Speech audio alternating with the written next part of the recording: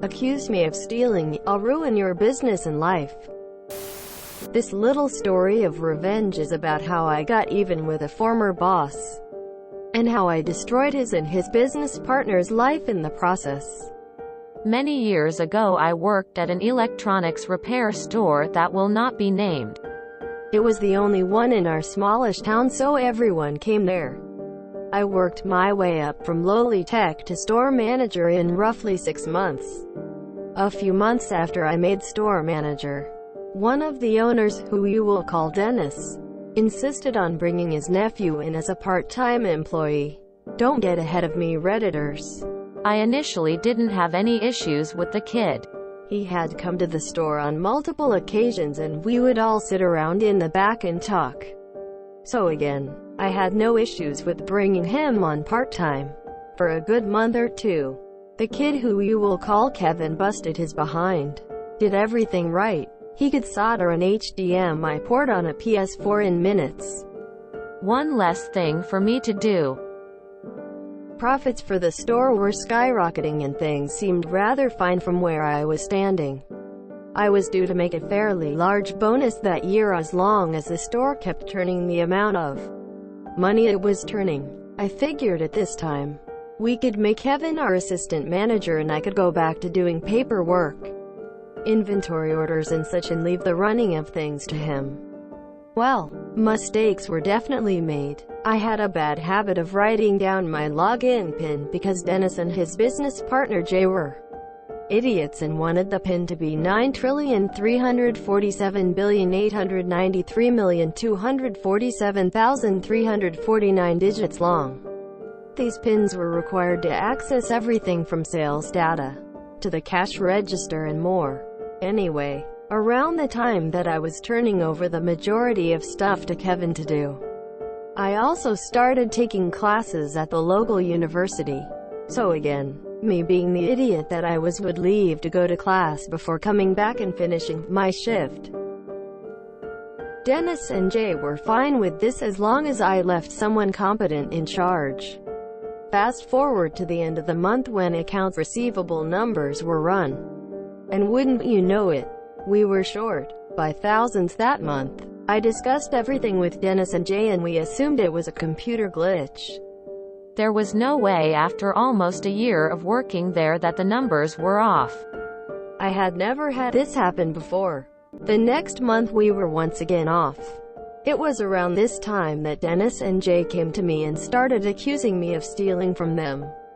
They pointed out all of the days that the numbers didn't match up and saw that I was always closing. That night, when I tried to explain to them that I was in class on those days when the money came up missing, and suggested that they look at Kevin, Dennis blew his top.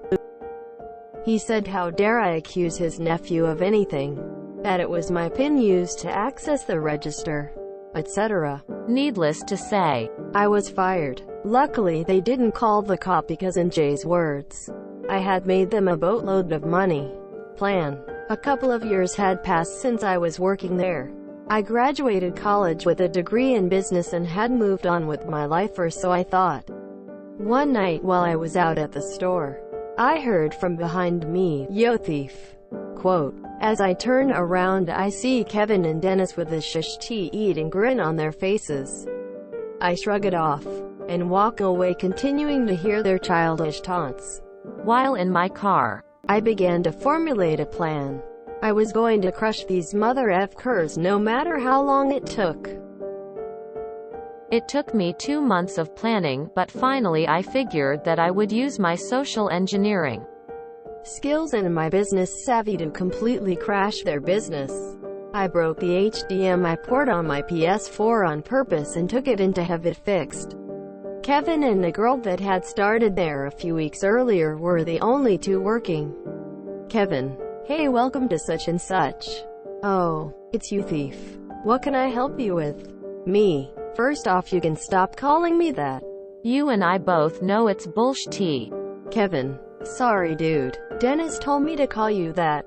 I'm sorry how everything went down. What can I help you with? Me: my HDMI port broke. Do you guys still repair them? Kevin: yeah, we still repair them.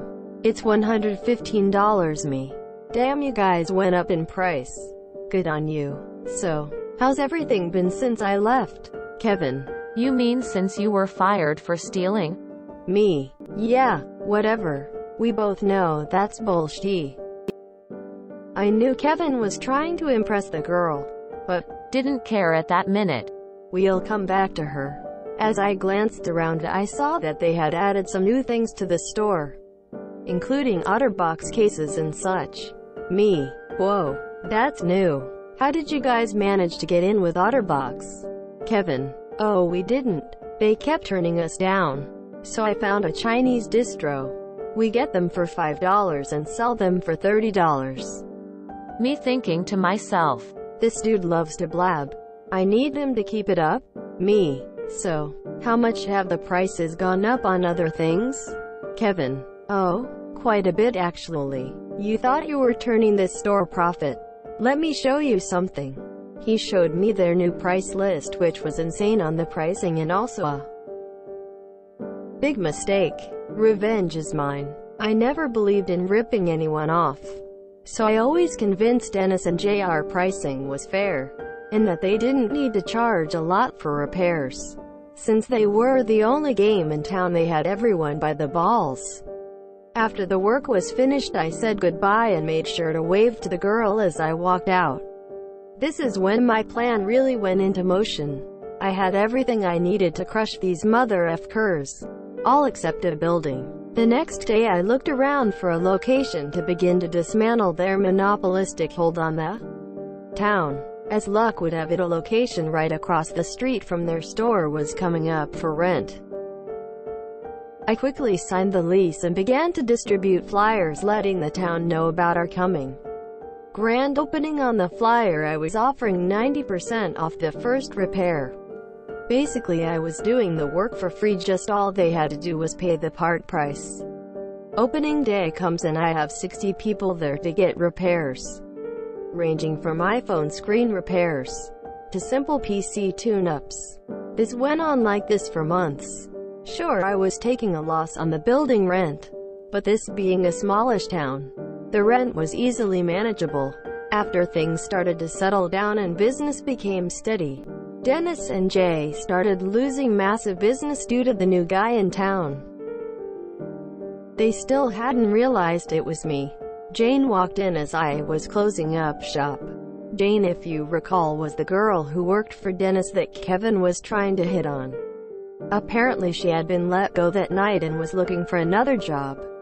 I immediately gave her the job, because she knew her shishti. I asked her what all happened over there, and she said everything has gone to shishti and that the store has been losing tens of thousands since this place opened, and that she would have left sooner if she didn't need the job. Kevin apparently really liked her and couldn't keep his hands to himself. A month after Jane came in, Dennis and Jay came in to see who their new comp was. As they walked in, I greeted them as I do any customer. Me. Welcome to New Guy's Electronic Repair. How can I help you? Dennis. Does the owner know he hired a thief? Me. Oh, I'm sure he knows. You're full of shish tea on that one. Dennis. Get me your manager, you piece of shish tea thief. Me. Sir, I am the manager. How can I help you? Dennis. Well, is the owner here? Me. Yes, sir, he is. Dennis. Good, then go get him, so that I can tell him what a thief you are. Me. Sure. 1 minute. I walk into the back and start talking to Jane. We both enjoy a laugh because she overheard this dude. I walk out of the back and look at Dennis. Me. How can I help you? Dennis. You can stop playing games and get me your owner. Me. Pointing to the sign behind me. Yeah, that's me. How can I help you? Dennis. You're the one that has been taking all of our business. Me. Yep. You called me a thief, when you knew all along it was your piece of shushty nephew that was stealing from you. I made it my life's mission to destroy you.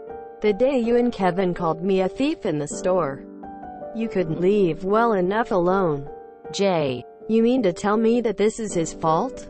Looking at Dennis. Me. Yep. And yours as well. You had a chance to stick up for me and didn't. If I can't assist you gentlemen with a repair or anything, I kindly ask that you leave my store. Dennis. FKU. You haven't heard the end of us.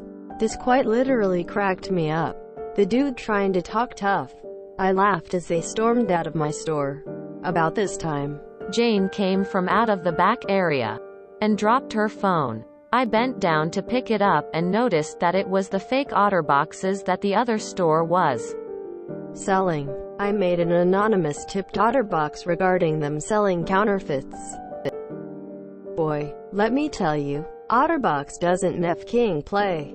Within a week the other store was raided. Kevin, Dennis and Jay were all arrested for selling counterfeit items and were sued into bankruptcy. As for Jane and I, well, we just welcomed our first child into the world and have been married for a year and a half. If you're reading this, Kevin, little King thief, not only did I cost you and your uncle everything, but I also took your woman. Go suck a dick. TLDR. Accuse me of stealing from you when it was your nephew. I will take your business, your woman, and ruin your King life. EDIT1. Cannot believe that I have to add this in here, because some people cannot read between the lines. OtterBox is the one who got them raided by the police. OtterBox doesn't do the raiding. EDIT2. Fix the formatting issues. Sorry about that. It would be so ironic if you named your kid Rob. Great story and great outcome. Such a good story and perfectly legal too. So, in the end you were the thief. ... You stole the girl. Congrats. Now that is a damn pro-revenge story. Well done my dude, and congrats on the new family. Now that's commitment and dedication. I tip my hat to you. Since it's a small town and in those kinds of places everyone seems to know everybody's business. What happened to those three? Did they get jobs elsewhere? Did Kevin find out you got with Jane? Did the two guys ever find out it was their nephew stealing? Did they know you were the one who dropped a dime about the knockoffs? Sorry for the barrage of questions. I just got really invested in this story. Lol. You've gotta love idiot repair owners. I used to do warranty work for various PC companies, and a local shop would charge people $150 plus just to have me come in and do the work for them. At most they were spending 10 minutes on the phone with tech support. Gave one of their clients a heads up about it, and thanks to small town gossip, people quit going to their BS store. This is the most bullshit Disney story I've seen on this sub. Like, my god, it's cute, I'll give you that, but doesn't make a lick of sense. Firstly, the owner 100% puts you in jail for the theft. Whether you did it or not, the evidence is all there. Then, you build a business off of non-existent capital in apparently some far-off town that only has a single electronics store. Yet, you get 60 customers the first day. From where? I can a town that can only supply a single electronics store have a customer base to bring 60 people in on the first day? I smell BS. Even if we disregard the magical capital to buy a building and licensing and even the amount of customers, how do you expect anyone to believe that you married the girl your rival was trying to hit? This is so clearly some fantasy Disney story that it is so clearly not real. What a great story. Congrats on your new family. I also found it hilarious that they addressed you as thief every time they saw you. It reminds me of what happens in Link's Awakening if you steal from the store. They waited months to cross the street and look at their new competition in a small town. I felt like I was reading a book. So very satisfying. The only believable details are the ones about the repair shop work. I believe you worked in a repair shop and probably the school part, and you had a bad experience there. The rest of this reads as poorly thought out fantasy. If it happened, which is doubtful. the storytelling is not convincing. 2/10. I have two problems with this story. My name is Kevin, and my GF's name is Jane lol. This is what the sub was designed for. OMG, my penis can only get so erect. EDIT1, cannot believe that I have to add this in here. Because some people cannot read between the lines. Otterbox is the one who got them raided by the police. Otterbox doesn't do the raiding. What we've got here is failure to communicate. Some men you just can't reach. Ha ha ha. The edit. In capitalist America, corporation radio. Some cyberpunk-level imagery of Otterbox Max Tack breaching the front door on a mom-and-pop computer shop. I enjoy EDIT1 as much as the rest of the story. Hey. You're allowed to swear on the internet. You can type out shit and fucking damn and all the other bad words mom tells you not to say. I made an anonymous tip to Otterbox regarding them selling counterfeits. Boy, let me tell you, Otterbox doesn't Nef King play. Reading this line, all I could think of was this song. Try Jesus, don't try me, 'cause I throw hands. Hollywood, based on a true story. Writers would like to know your location. If you enjoyed this video, please check out our playlists full of similar content. Epic Aircast is like doom scrolling for your ears. Please like, share, and subscribe.